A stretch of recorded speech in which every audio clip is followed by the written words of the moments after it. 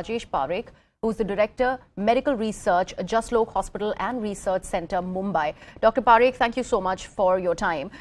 First of all, the situation that's coming out of China, officially and unofficially reported, we know that we're talking about over 5,000 deaths every day. That's how bad the number is. And they are now relying at Indian drugs, and that too, shifting their focus, taking to the black market because they do not have medicines also to take care of the needs of the patients. Absolutely, Greha. I'm reminded of an old African proverb which says that when your neighbor's house is on fire, carry a bucket of water to them.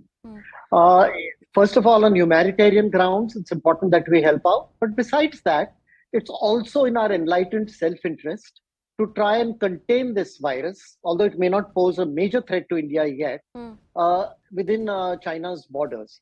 Now, you alluded to the 5,000 deaths daily and the situation that is coming out from China. The news is probably an underestimate of what is going on.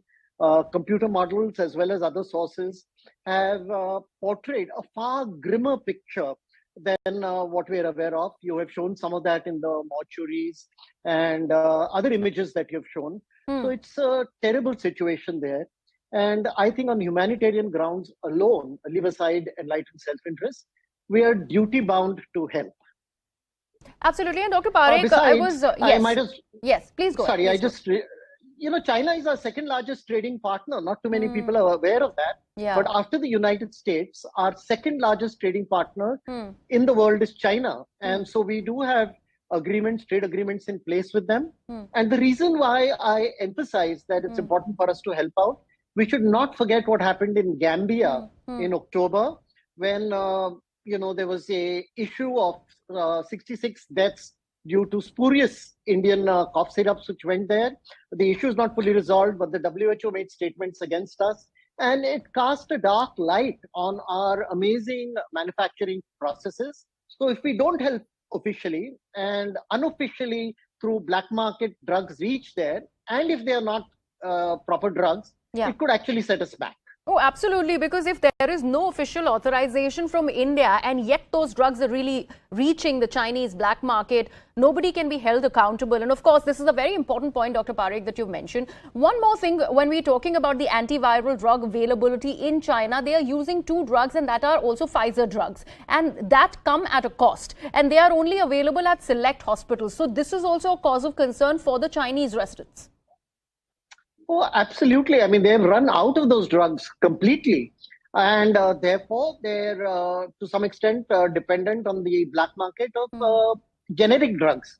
Now, if the generic drugs are not genuine, if their manufacturing processes is not controlled or overseen according to the best international clinical practices, then it could be a setback for our country because, if these drugs don't work, if their bioequivalence in studies doesn't match what the original drugs are, then that could cast a long, long shadow on Indian generics. And we are barely out of the tragedy that happened in Gambia in October. Absolutely. And it is a punishable offense to sell it. The fact that we're talking about these 4 drugs and they are making it to the Chinese black market, there needs to be some accountability that needs to be set in, Dr. Parikh. Absolutely, Greha. So we need a twin-pronged approach. On the one hand, we need to regulate and monitor more closely what's happening in the illegal market and stop it as quickly as possible. But on the other hand, I think we should offer to help. We should not wait for the Chinese to approach us. They may not, for reasons that have been alluded to and our troubled history going back over 50 years. But I think we should offer to help. We should offer to send drugs officially and not just drugs. Let us not forget that the genesis of this crisis is vaccination. They didn't vaccinate enough, particularly the elderly, and their vaccines are not of top quality.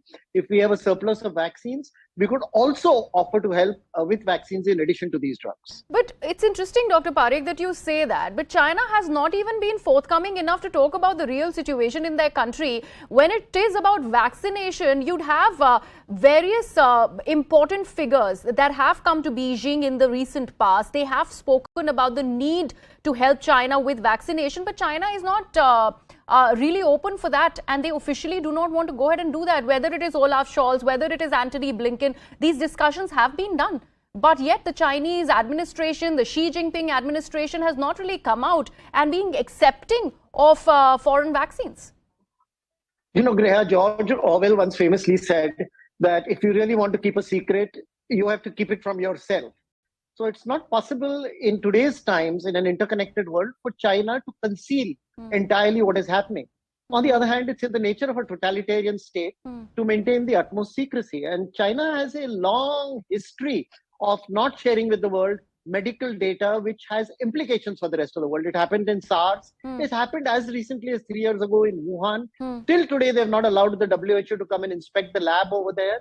So that now we have to assume is not going to change in the near future, but it still should not preclude us from offering help to them. As I said, it's a humanitarian thing to do. It's in our enlightened self-interest. And I think we should at least make the offer and ensure that spurious drugs don't reach there, which give a bad reputation to our country's generics. All right, Dr. Parikh, thank you so much for joining us with your important inputs. Let me take